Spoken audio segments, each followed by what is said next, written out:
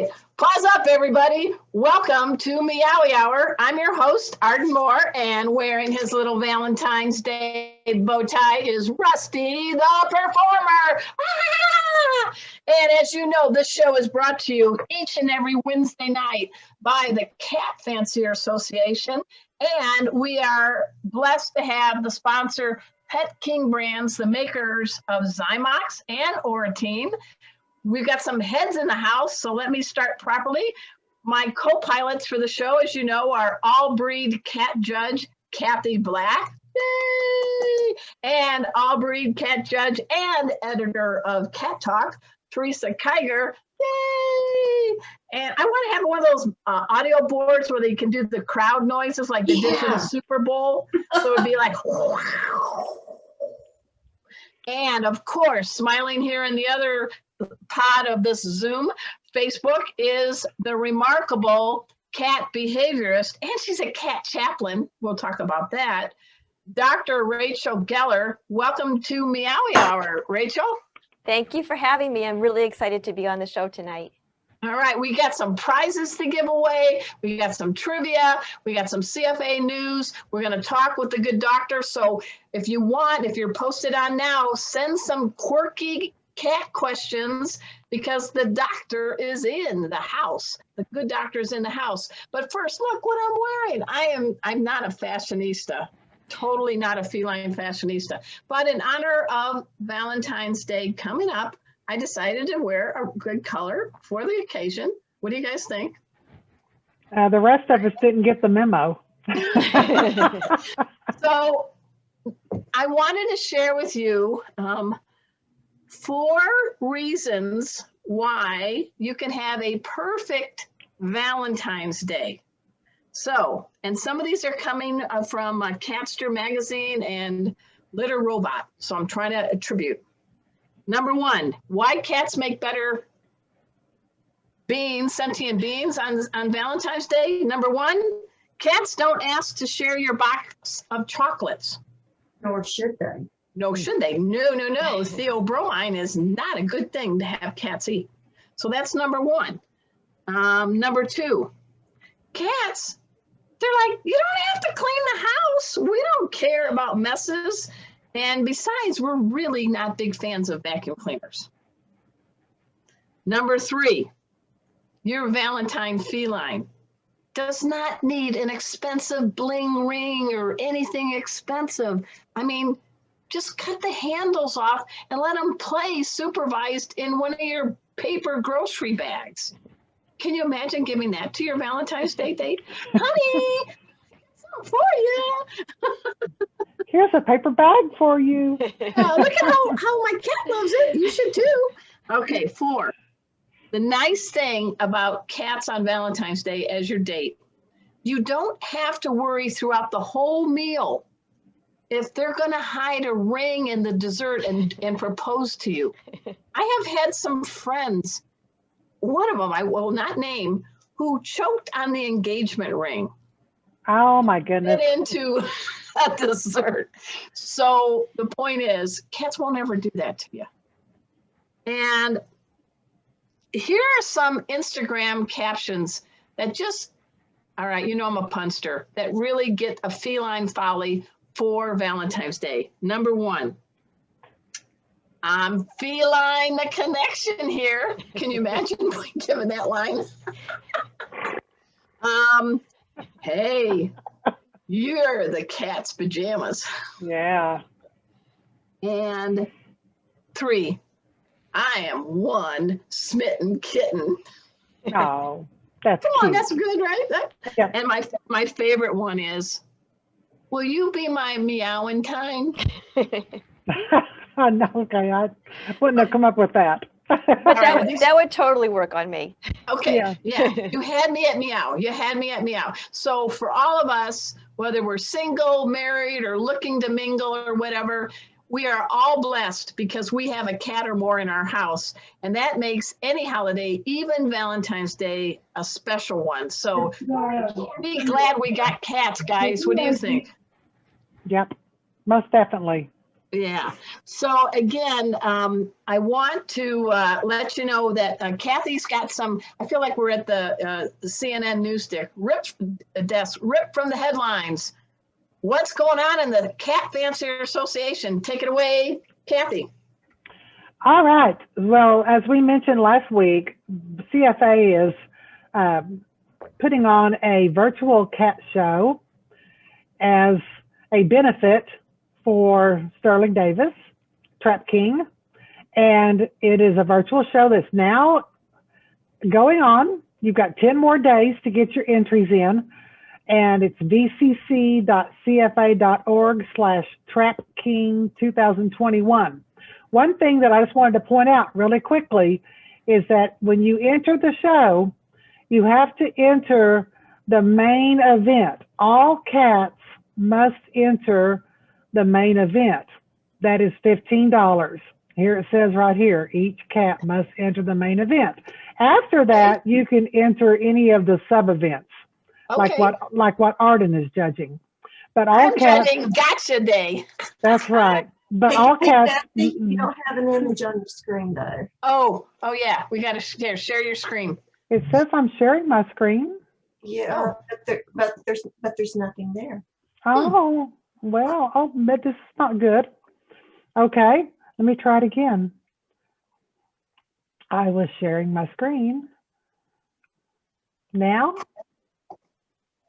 Nope. It says it started screen sharing. We might have a hiccup. Oh, well, this is not good. Okay, well, so sorry, everybody.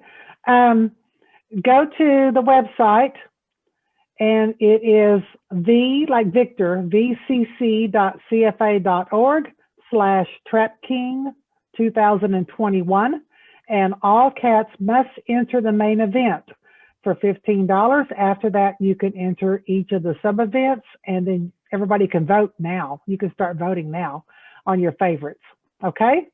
And in the meantime, I don't know what to do about sharing my screen, but well, we'll figure it out. And you know what, you guys, everybody, let's just make it happen the best way we can. We love technology when it works, and we should be grateful it works most of the time. Casey said, do you need a cat tech? I can help you. Do you need something, Kathy? I'll come over and help you. Come on, Casey. He's my Valentine's. He's my BFF. He's my best feline friend. And he is a mama's boy. And you got Phoebe. Happy to do a cat scan. And who is your Valentine four-legger, Kathy? I have a couple of cats around me, and I have a dog around me. So right now they're all being nice and quiet. So we're not going to. Can you guys see the Zymox? Yeah, there picture? you go. Yes. Okay, well, at least that's working. Okay. Well, leave that up for a minute because that's perfect, because we're going to be giving away some prizes from our sponsor, Pet King Brands. Oratine, this is perfect. February, Pet Dental Health Awareness Month. So guys, you got cats and dogs, you can get your paws on the Oratine, some of their dental products, as well as some of the Zymox shampoo, conditioner, and ear cleanser. So these are all pretty nice gifts. Don't you guys agree? And our winner from last week was M. Lovelock, who lives in Florida. So congratulations to her. All right, so she gets a basket from Pet King Brands. She gets products of Oratine and Zymox. Guys, the question last week, I'm going to put the good Dr. Rachel Geller to the test. My question was this. In Key West, Florida, there is the Hemingway house where all these polydactyl cats roam the grounds. They have a great life. That's where Ernest Hemingway, the writer, was. He was a big fan of cats. And there is a name of a white cat that he got from a fishing captain. And that cat is kind of the matriarch of all these polydactyls. So my question was, what was the name of that cat? Do you know, Dr. Rachel? I do not know. I'd love to know. What was it? Well, I think it's hilarious. In a hot area like Key West, the cat's name was Snowball. Well, it was white, you know? Yeah. And the other descendants, they gave them names like Cary Grant. And I think there was Marilyn Monroe. And my favorite was Harry Truman, H-A-I-R-Y, Truman. So it's a great place if you ever get out of COVID and you guys want to go, please check out the Hemingway House and the cats in Key West, Florida. It's a great area. Here's our question for today, and up for grabs will be a basket of goodies from Pet King brands, Zymox and Oratine. Okay, you know the answer, Dr. Rachel, so don't give it away. All right? All right, the secret is Just- safe with me. All right, just need or purr or whatever. Okay, cats show affection to their favorite humans in many ways. However, which one of the following 4 examples is not a sign of feline love to a person? Is it A, headbutting? B, tail wagging side to side? C, they back up and give you their butt? I'm just waiting for that. And you get to see that they're all from the state of Ohio because there's a circle O. Or D, they bring you a dead mouse. So of those 4 choices, and you're being a poker face so well, Dr. Rachel, I'm very impressed, which is not a sign cats give to show affection for their favorite person? Again, your choices are A, do they headbutt? Do they wag their tail side to side? Do they show you their back end up close? Or do they bring you a dead mouse? Which one is not a sign I love you? I love you in cat talk. All right. Type your answers on Facebook. Type your Yeah, tell us answers. how that works, Kathy. Well, everybody that watches the show live or anytime until next Sunday has the opportunity to make a comment and put their answer in the comment section, and you will be in the running to get the Zymox and Oratine gift package. All right. Well, this is good. With a little drum roll and a nice steady purr, it is my honor to introduce to everyone properly Dr. Rachel Geller. She wears a lot of collars in the pet world. She has a doctoral degree. Yeah. She's a cat behaviorist, a pet chaplain, a humane education specialist. She's really into the fear-free pets, reducing fear, anxiety, and stress. She got her certification in shelter cat behavior. She works for a number of shelters as a cat behaviorist, and she is the author, because she's going to give away 2 signed copies of her book. And the book is called, you ready? Do you have your book in front of you? Saving the World, One Cat at a Time. I love, that's a great picture of you. And so we're going to ask you after this interview, pay attention, everybody. We're going to ask the good doctor and talk with her. And then at the end, I'm going to come up with a question. And those who submit the right answer, there's going to get 2 opportunities to get your paws on an autograph copy of that book. What do you think? Does that work for you, Dr. Rachel? I am really excited to give away my book. It was really a labor of love to write the book. And one thing I would love your audience to know is that I donate 100% of the proceeds from my book to cat shelters. So whenever I do a webinar, whenever I do a webinar or some type of program for a shelter or a rescue, I always tie in something where, any book sales between X and Y date, I'll donate 100% of the proceeds to the shelter. And if it's just sales that come in on Amazon, and I don't necessarily know if it's tied to a particular organization or not, I donate to local area cat shelters.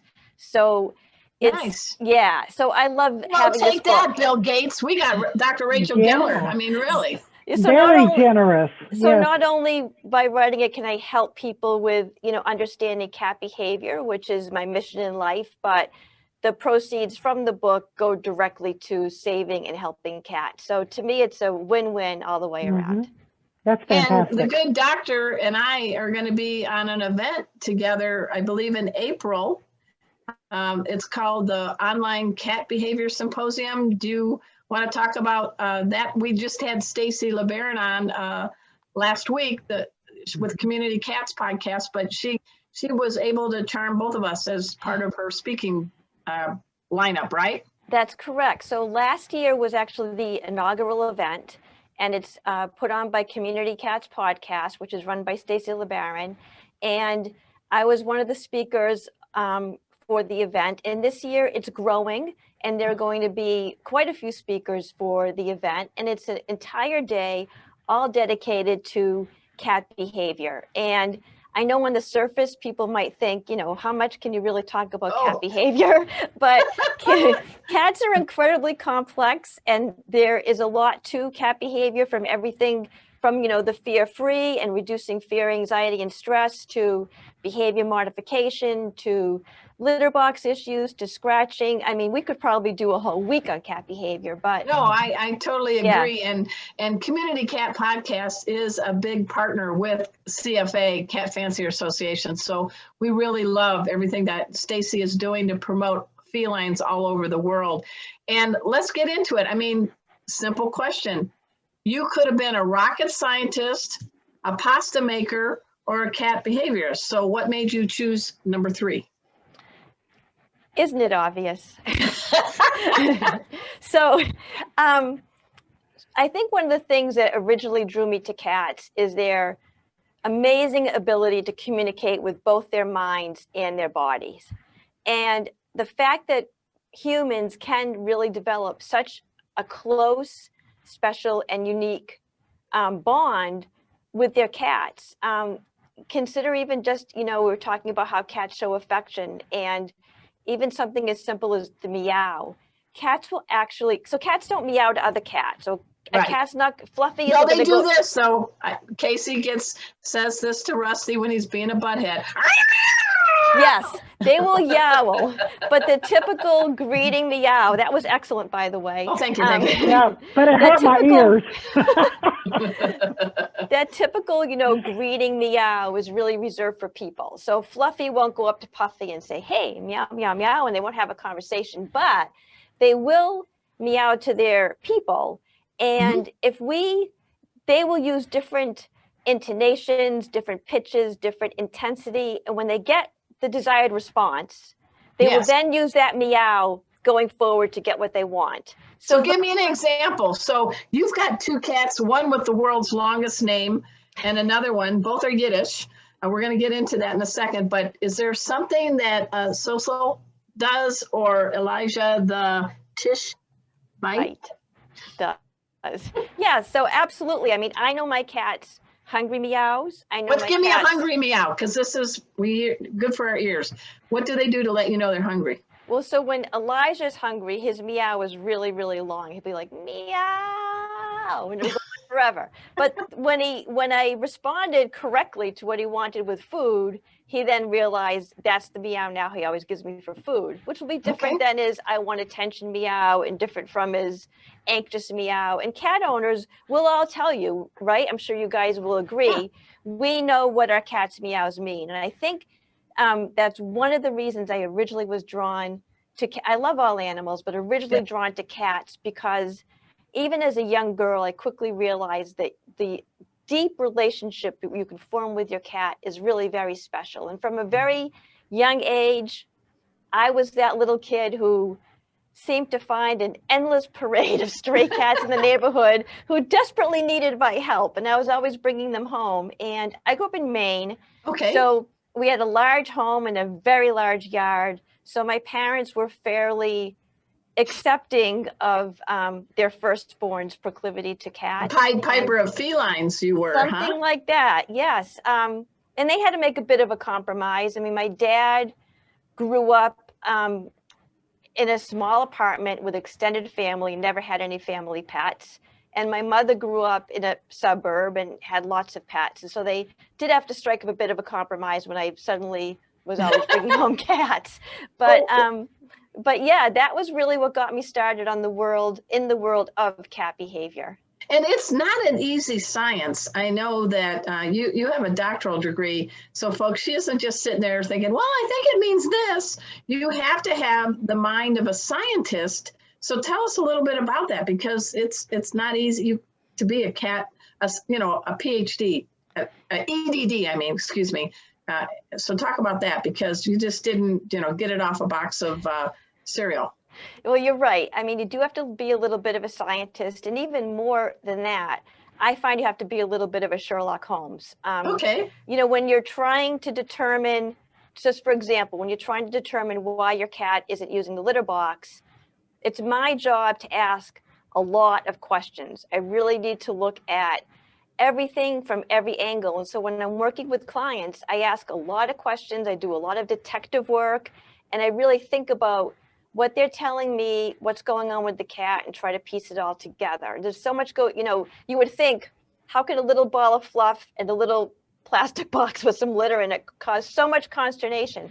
But it really can. And I have to look at, you know, location of the box, the size of the box, the type of the litter, how many cats are in the household, is there one cat kind of doing some subtle intimidation to another cat? You know, all these things go into it. So yes, it is a little bit of a science, and it is a, you know, in all seriousness, it takes a lot of work to figure out these problems, what's causing it, and then put in a plan of action that the client can follow and then solve this problem. And I particularly work a lot with litter box issues and scratching issues, because those are the two things that for a lot of people are non-negotiable, and they end up returning a cat to the shelter because of those problems. So I would say I spend the majority of my time on litter box issues, inappropriate scratching, and the other thing is inter-cat relationships. So, you know, somebody has Fluffy at home, they bring home Puffy, and guess what? Fluffy didn't want a new brother or sister all that much. So figuring out what to do about that. Well, I'm Rusty, the performer. Dr. Geller, I have a question. Okay, Rusty, go ahead. Okay, I'm about a year and a half old. I think I'm quite dashing and social. Arden adopted me in January of 2020, and my big brother, Casey, was a butthole to me.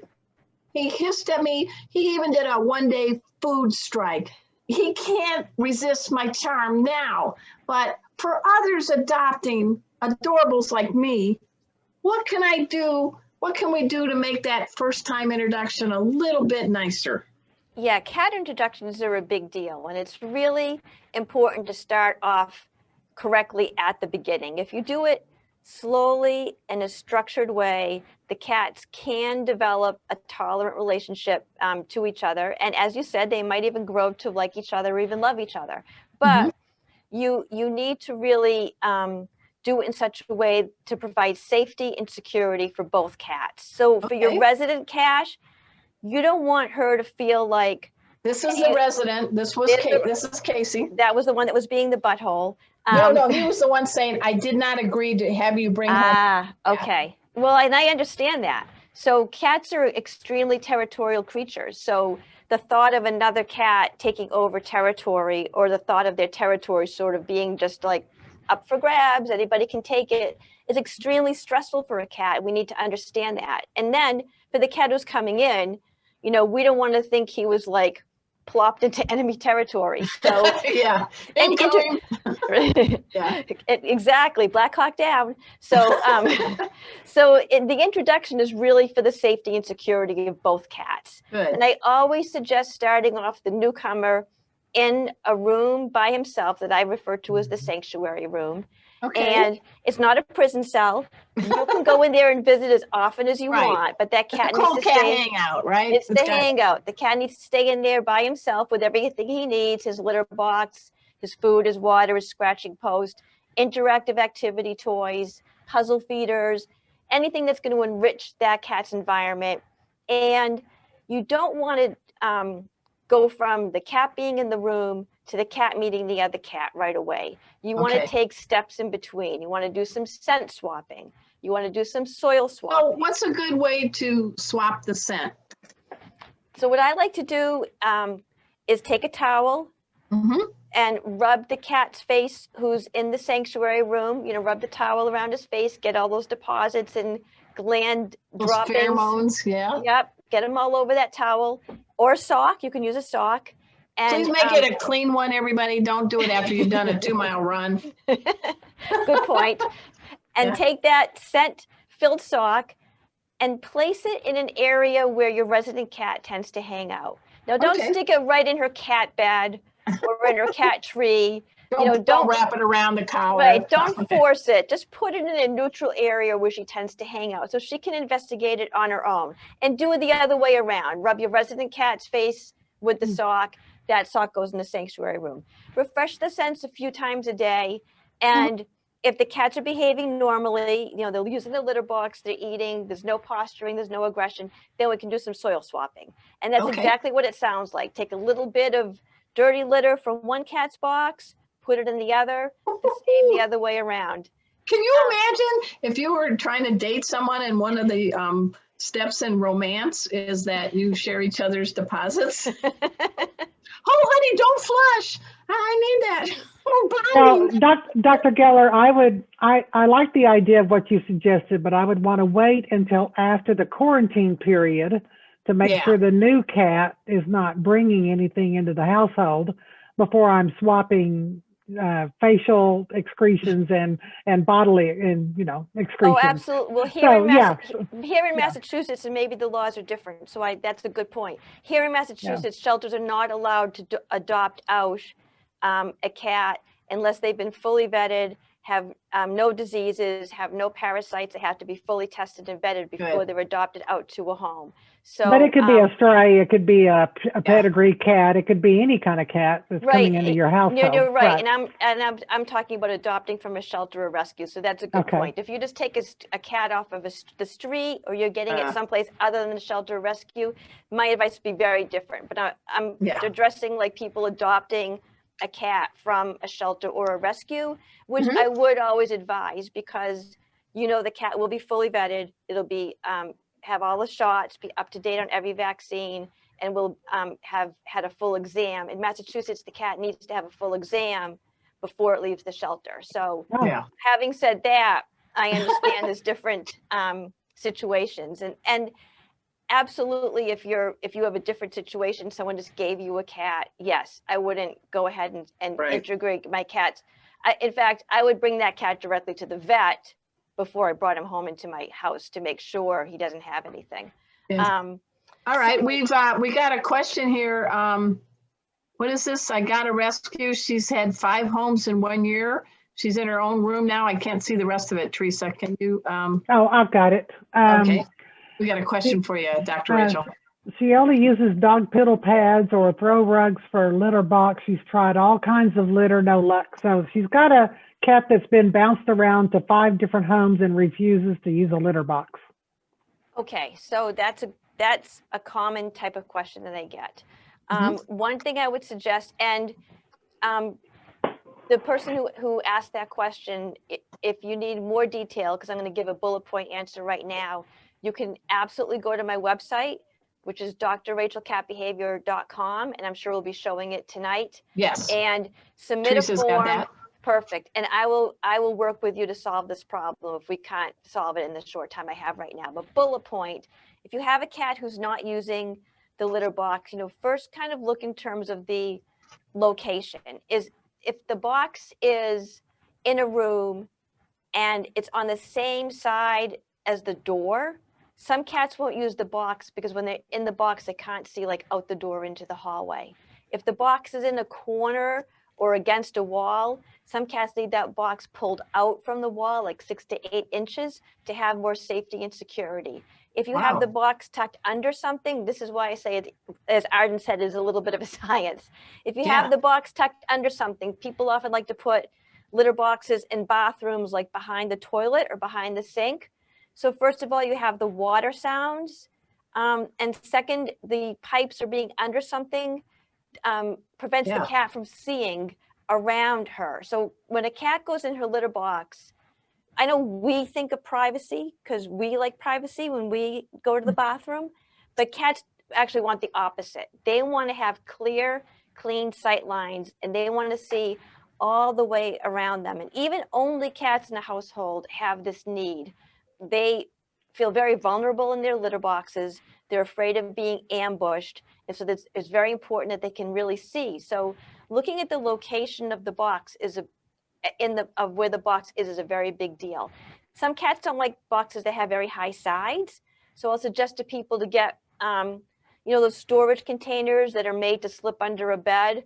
Oh, Toss yeah. the cover and you have Yeah. a great litter box, because some cats don't like those high sides. They feel too closed in. So for this cat who is having litter box issues, it could be, the location of the box. It could be the type of litter. Some cats don't like those really perfumey litters because they don't resemble what they would have outside. Some litters are really dusty. So you have to sort of look at the. Go ahead. What about like cat attractors? Because this cat is in a room by itself. Obviously, it's feeling protected, but it still won't use a box. So maybe cat attract or something like that to try to. Cat attract litter is a great idea, but I do want to say, even if the cat is in the room by itself, the location of the litter box is really important. It's just, I think that's really good. It's instinct for a cat to want to see. And again, I might have to, a client like this would be something where like I could maybe do a Zoom and see the room for myself. And there's other little tricks you can do too. You can create positive associations with the litter box through interactive play. You can use pheromone spray around the box to trick the cat into thinking it's a friendly area. So there's a there's a lot that we could look at, and there's a lot we could try. For really hardcore, out of the box cats, sometimes I will suggest crate training. And that could be something that could work too for a cat who, we've tried every other avenue. Okay, so let's, I want to make sure we have this. It's drrachelcatbehavior.com, right? Yes. Okay, I want you guys to go to that after the show. In addition to this, we also had a question from one of our audience members that said, my cat has IBS, irritable bowel syndrome, and gets a steroid. Is there any suggestions for food to lessen this trigger? That's a tough one, but what's your thoughts? That's a tough one, and I want to start off by saying I'm not a veterinarian, so and you I don't play one on TV. I don't even play one on the Meowy Hour. Okay, but I will. But were you on Friends? Because... Okay, I'm going to address that because that drives me crazy. Okay, I'm 60 years old, so I had the name first. All right. I was the original Rachel Geller. Just there you go. I was going to get into that.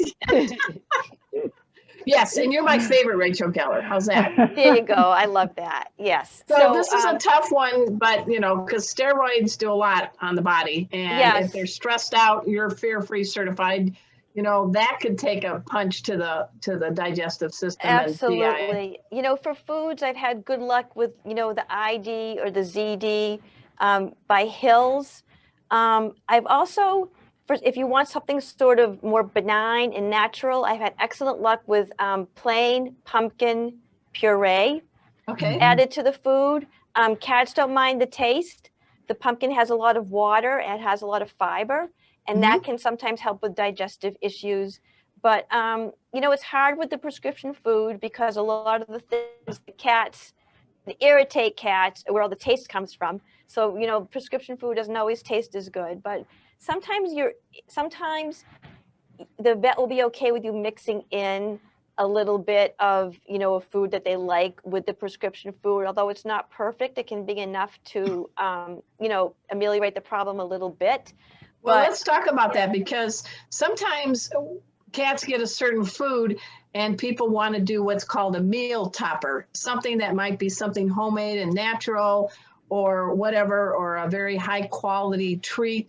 They think that that's a good way to get a finicky eater to be more motivated to eat their meal. What's your take on meal toppers? So my take on meal toppers is whatever you can do within reason, to get a finicky cat to eat, or if you have a cat who's not getting enough water. I know there's meal toppers that have to help with hydration, or any variety of these kind of not serious medical issues, but your cat could use a little boost. Yeah. To me, I think if the meal toppers work for your cat, 100% go for it, because, it is very difficult with cats, and that old adage that if you leave it out long enough, they're going to eat the food does not work with cats. No.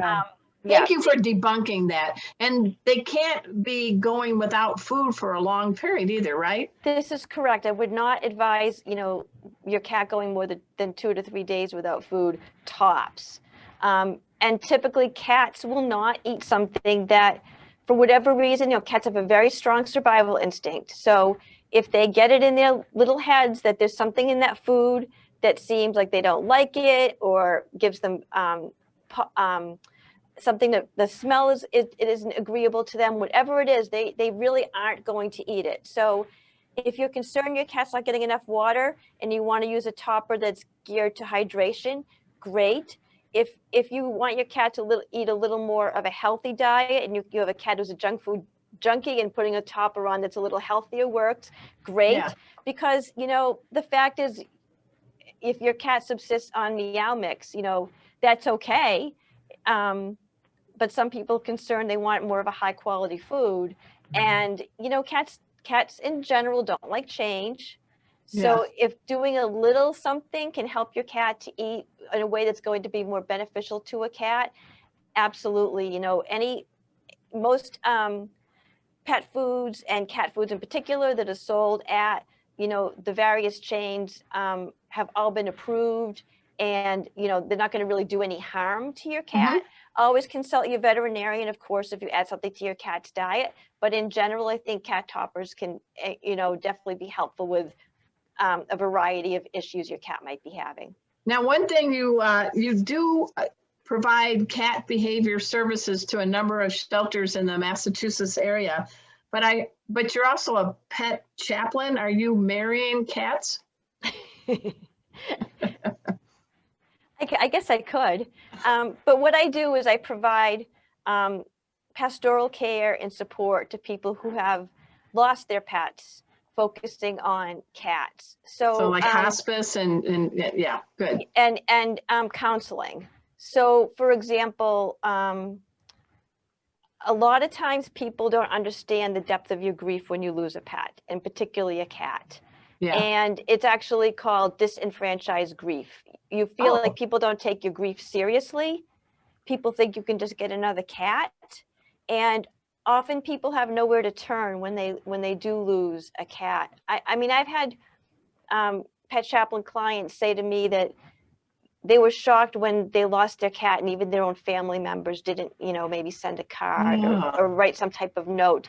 And the other thing is, when you lose a person, there's sort of like a playbook, so to speak, of what to do when that person experiences a loss. We maybe go to, well, not right now with COVID, but, you'd go to the funeral home, or you'd pay a condolence call, you send a card that has the appropriate greeting written out, you make a donation maybe in the charity. There really isn't like this sort of guide of what of what to do when you lose your cat. And on top of that, there's a status, for lack of a better term, but there's a status when you're bereaved. You're the bereaved, and you get a bereavement period. And none of this happens when you lose a cat. And for many people, losing the cat can be more devastating than losing some people in their lives. So I'm really there to bear witness on their journey of loss, provide pastoral care, help people do things like maybe create a shrine or find ways to have continuing bonds with their cat. Yes, and I think that's really, really important, and that's why I pursued that certification. But I also did it, in my world of cat behavior, and oftentimes I'd work with clients for years. And sadly, sometimes during the process, the cat might get sick or die, or I've solved the problem, the cat lives happily ever after, and 5 years later, somebody writes and says, I just want to let you know that Fluffy passed away. And I wanted to have that tool in my toolkit, so to speak. I wanted to be able to kind of switch roles, and as I was there for them through their cat behavior issues, be able to still be there and provide care when they lost the cat. So I think that's, think about how cats, dogs, and other companion animals, especially now during COVID, they're our lifeline. I am so blessed to have my furry Brady Bunch. They make me laugh. They make me smile. Casey is my BFF, my best feline friend. And when we watch TV, he does the chatter, you know, no, no, no, no. And I stick my hand out and I go, give Kitty kisses. And he kisses my hand. And I'm like, nobody else has seen it. There's no band, there's no headlines. But between he and I'm like, oh my gosh, he really loves me because I really love him. Yeah. So I say every day is a gift. I don't want to make this a downer, guys. So there's We have quirky another behaviors. question. Yeah, let's do a quirky question. Okay, someone else wants a technique for introducing a puppy. I just recently went through this, so I can maybe answer that question.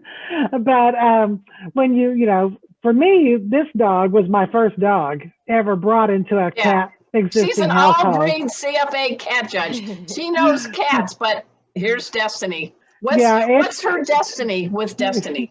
Well, it's been since June, so we're over 6 months now, and I can say my cats were having a very difficult time with the dog because the dog is high energy, wouldn't let them hit the floor. The floor was always theirs before, now they don't get the floor anymore. And the only way I found peace in my household was making a dog-free zone for the cats. And then they have their own space and they can be on the floor and they can spend time with mother and not have the dog interrupting that, because this little one gets very jealous of even if the cats get next to her toys or drink out of her water bowl. So I know that bringing a puppy into my household was really hard on my 3 girls. They really did not, they thought their life had come to an end. But you may have some other suggestions than just creating separate zones for the animals. Yeah, I mean, you know, the scent swapping is great to do even with cats and dogs. But the other thing I would suggest is using food as motivation and to create positive association. So typically food, as Arden's been showing us to get her Rusty to come, typically food is motivating for both cats and dogs. So we can use food to have the animals create positive associations between each other. So if you're consistent with it, basically what will happen is your cats will say to themselves, I've been noticing that whenever that dog is around, I've been getting like the most delicious treats. Maybe that dog is okay after all. So what you want to do is find that sweet spot where the dog can eat his food and the cats can eat their food, and they'll both eat their food, focus on their food, and not be agitated, afraid, or charge each other. That distance might be large at the beginning. It might be 6 feet, it might be 7 feet, whatever it is. It might be 2 different rooms. Whatever it is, find that starting point where you can feed the animals, they'll eat, pick up the bowls. Do that for a few days, and the next day, literally move the bowls an inch closer. Do that for a few days, and then after move them an inch closer. So what we're really doing is something called desensitization. And what happens here is when the cats learn that nothing bad will happen when the dog is around, there's no harm, there's no consequences, they become desensitized to the dog's presence, and the food at the same time is creating positive associations between the cat and the dog. And this process helps them get used to each other. And, you know, gradually, incrementally, slowly move those bowls closer together. And if they can eat within, you know, a couple feet of each other, typically that's enough for the cats and the dog to have a tolerant relationship. So you do have to have patience. I want to get a couple more questions in. You have to have patience, yes. Yeah. Your book, Saving the World One Cat at a Time, did you dedicate it to any particular cat? I didn't dedicate it to any particular cat. I actually dedicated the book to my husband, who What's his name? His name is Joel Kaplan, and he wrote the foreword in the book, which includes his famous top 10 list of how he knows that I love the cats more than I love him. But he's how long have you guys been married? It'll be 35 years. Okay, well, I think he knows you pretty well, right? He knows me pretty well. And I dedicated the book to him because he has really always supported my, you know, crazy cat missions and my world around cats and all the, you know, travel that I do, you know, to help different cat shelters all over. And he's also he's, as we talked about in the beginning, we were getting on about technology. He does all of my technology for me. So when I do webinars and, you know, that type of thing, he's the technology person. So I was going to ask him, yeah. Is he a professional dog trainer or what? What's he do? He's not. He owns an advertising agency, so completely different world. We do have a question, and this is a big one because people think it's a lot of fun, but there's some associated with it. I'm going to let the good Dr. Rachel Geller explain this.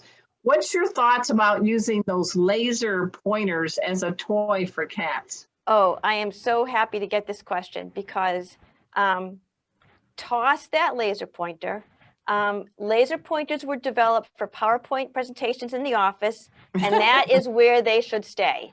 So Good. when you are playing with a cat, the most important part of the play session is the captures.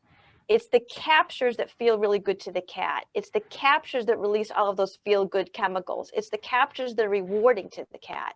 So the idea of play isn't how long you keep the toy away from the cat. It's how many times the cat can get the prey.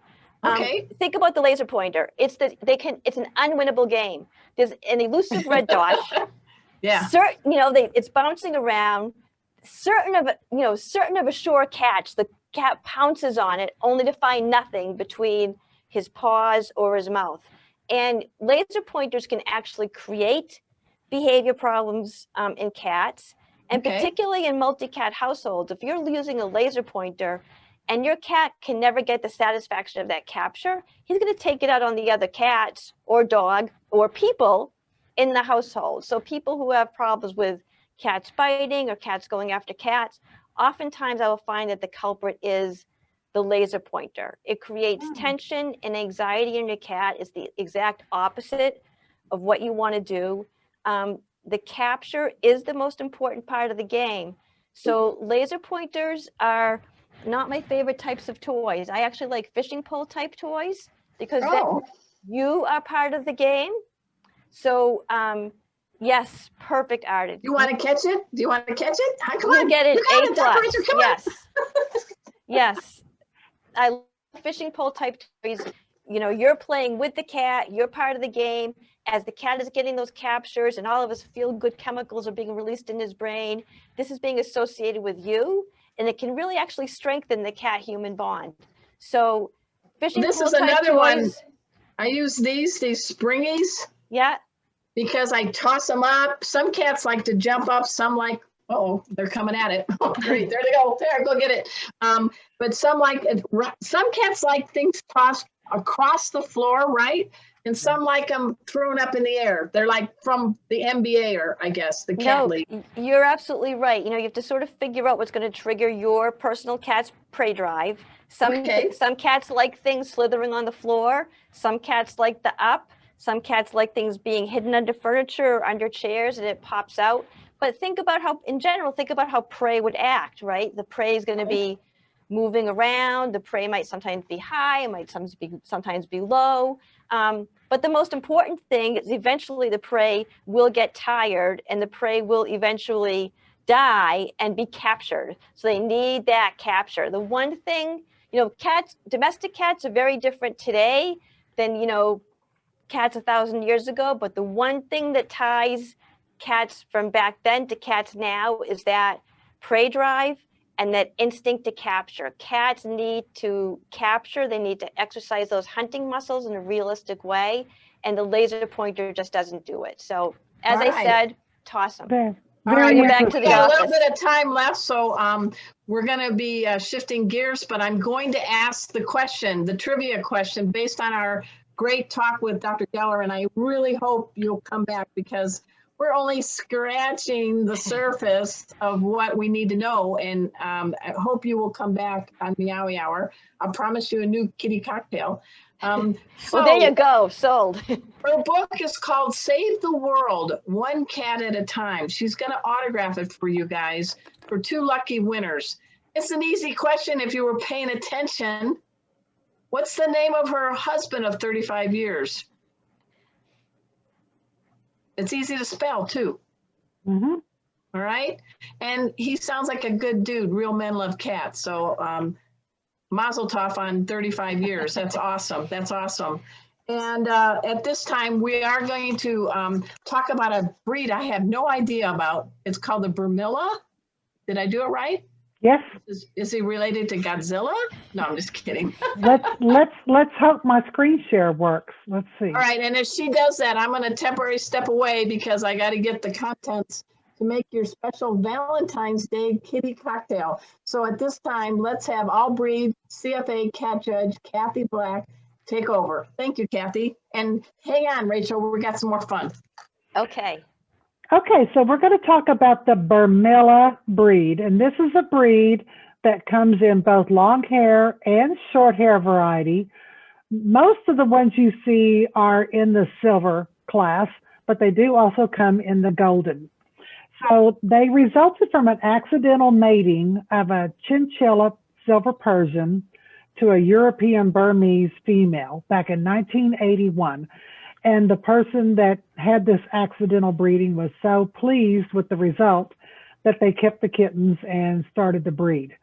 So it comes in this medium-sized cat with an elegant muscular body. The head is very nice and sculptured, rounded on the top head, medium muzzle, and the eyes are any shade of green. They can be a little more yellowish when they're younger, but they'll get greener as they mature.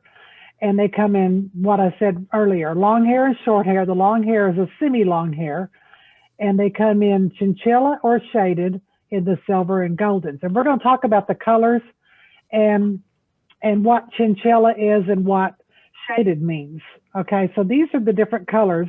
They're either going to be silver or they're going to be golden, and they're either going to be shaded or they're going to be chinchilla, but they can also have these other colors on there. So it'll be a black shaded or a sepia, chinchilla, you know, those kind of things. So the colors get a little complicated, but I just want to show you the difference between the short hair and the long hair. So a shaded pattern means that 1/3 of the last part of the hair has the color. So with a silver cat, they're going to have a white undercoat. So you'll have a white coat with the last 1/3 of the hair shafts containing the color, either the black or the sepia or those other colors like what I showed you. And here is a shaded short hair and a shaded long hair. The chinchilla means just the very tip of the coat has color. So it just looks like the cat's just been sprinkled with a little bit of color. Just the last 1/8 of the hair has any color at all. And here's a long hair and a short hair in the chinchilla pattern. So these cats are relatively new to CFA. This young lady right here was the first national winner of this breed. In fact, she was best cat, right, Teresa? Yes. She was Yes. best cat. Yeah, she was best cat for CFA a couple years ago. But these cats are just, I think they're absolutely beautiful. They take that beautiful chinchilla Persian look, make it less extreme, little, you know, with a more moderate head structure and those beautiful green eyes. And they're just adorable in either the short hair or the long hair pattern. I have not personally seen a golden, and but they do come in the golden pattern. So this is a golden short hair over here. But those green eyes just really come out of that beautiful face. And that light coat with the green eyes is just very, you see mostly in the silver pattern on these cats. I think the other special thing to mention too is that green eyes are part and parcel of the silver pattern. All silver cats will have those wonderful green eyes. Wow. Exactly. They're beautiful. Yeah, and so even these baby kittens, look how beautiful those eyes are on these kittens. And I really liked the picture that I had at the very beginning that showed all the different little faces. Yeah. And so obviously the shadeds are going to have more color. The chinchillas are going to have less color, but it's just an absolutely beautiful breed. And we're very happy to bring it to your attention. I just want to show you one more thing really quickly. And I hate to admit that I just learned this. Hey, we always need to be students and teachers. That's awesome. So hopefully you can see my website, because it didn't work earlier. Are you seeing my screen now? There it Yes. is. Yay! Yay, party That on! is CFA's Okay, so profile. if you go to the CFA Oh, great. website, if you go to the CFA website and you go under breeds, and then you go over here on the left-hand side, not only does it have the breed introduction, and the breed standard and the breed presentation that is used for the judges workshop, okay, registration rules, but you can also look at all of the breed winners and national winners. Nice. So they bring up this page with all these different pictures of the breed that you're looking at. So I didn't know those pictures were there. I've been searching the internet for pictures for Meowy Hour and using the breed presentation, and voila, here's a gallery of all the breed and national winners. So That's a beautiful breed. I had never heard of it. I mean, Dr. Rachel, what do you think about the Burmilla? I think it is absolutely lovely, and I would like to throw in that I have also been told they have a muscular and elegant body. They get that from the European Burmese side of the family. The other thing they get from the European Burmese side is that eye shape, that sexy. Yeah, the top line on the eyes. And someone just asked what the Burmilla personality is like. Again, they get the best of both worlds. They're fun to be around. Again, they're moderately active cats and just great to live with. I love it. Thank you very much, Kathy and Teresa, for doing that. We're going to go to mutt cats for a minute, because one thing I really love about the Cat Fancier Association is they want to celebrate all cats and recognize all cats. There's a great growing household cat division. Casey and Rusty are a pair of ginger boys, red, what are they called? They're red tabbies? Red. Yeah, red tabbies. I'm learning. And so talk about the companion cat world, of which Casey and Rusty are proud card-carrying felines. So it is our program to recognize the non-pedigreed cats. They've always been recognized in CFA, but they too can be registered and part of our database. And it's called Companion Cat World. And when you upload your picture and register your cat, you get a lovely card that's very plastic and thick. You can also get luggage tags and key rings. And those are then sent to you along with your registration information. And you go to cfa.org/ccw. It is a one-time fee of $13. And if you want to enter the virtual cat show and your cat is not registered, that's going to be one of the radio buttons that you will click. With your $15 entry into the cat show, you will be registered and you will get your card. So you can kind of, I don't want to say kill two birds with one stone, but you can register your cat, and that's what a cat would say. That's right. And you can enter the virtual cat show all in one fell swoop. So that makes life a little easier for you. Plus you're already uploading your picture. So everybody check it out on the CFA website, or go to that virtual cat show website that I gave you earlier, Okay. and get your cat. Yeah, you should check it member. out. Tell your shelter folks, Dr. Rachel, it's a really nice program. It really helped. Hey, I did not mention minutes. that a portion of your registration fee when you register your cat with CCW does go to your local shelters.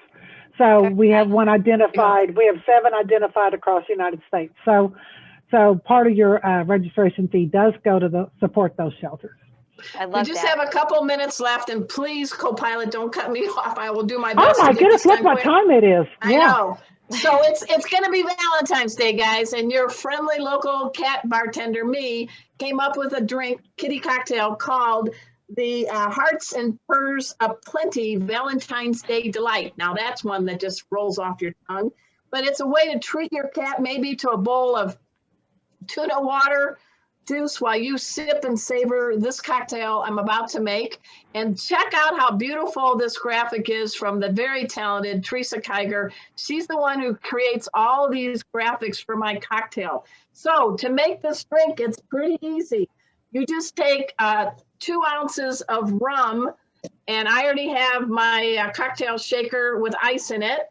And it's an 8 count for you guys using a posi pour. So that's 1, 2, 3, 4, 5, 6, 7, 8. Wow! All right. Then You're going to have to count fast tonight. Don't cut me off. Don't cut me off. This is egg whites. Meow. The cats were trying to get yolk, yolk, yolk, my egg white. Then you want to take a packet of stevia or a teaspoon of sugar. You know, us chicks, we have to do the stevia. You need to talk about egg whites and drinks too. Yeah, egg white sometimes gives a nice fluff to it. Okay.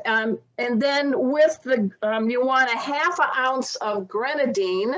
You're going to get that color you're looking for Valentine's Day right now. I'm surprised the cats aren't creeping forward. They usually invade me, Dr. Rachel, during Talk fast. I can't go any faster. I can't. We're gonna do the best we can. Then you want to do a squirt of lemon juice. Squirt.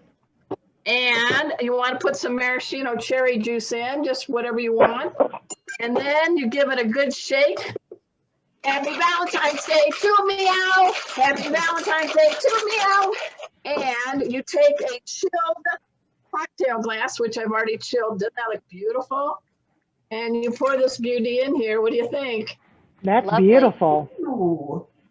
And because we love the cherries, you just add a couple of cherries in there. And at this time, let's all raise a glass, whether it's this Valentine cocktail, water, Coke, whatever you want. Water. Let us all salute and toast all cats, purebred and otherwise, for making us not only Valentine's Day special, but making us feel like every day is Valentine's Day when we have a cat or so in our house. Cheers, kitties. Cheers. And this is to be savored, not gulped. I bet. Next week, thank you, Dr. Rachel. Thank you. Next week, our special guests are going to be Trap King, Sterling Davis, Desiree Bobby from CFA, Nathan, the cat lady, and the cat ladies. What are they called? Cat ladies. Cat ladies. And also, we want to thank Pet King Brands, our sponsor, the makers of Zymox and Oratine, and big round of applause for Dr. Rachel Geller. She will be back. Until next time, it's same cat channel, same cat time. We'll see you on Meowy Hour. Thanks, everybody.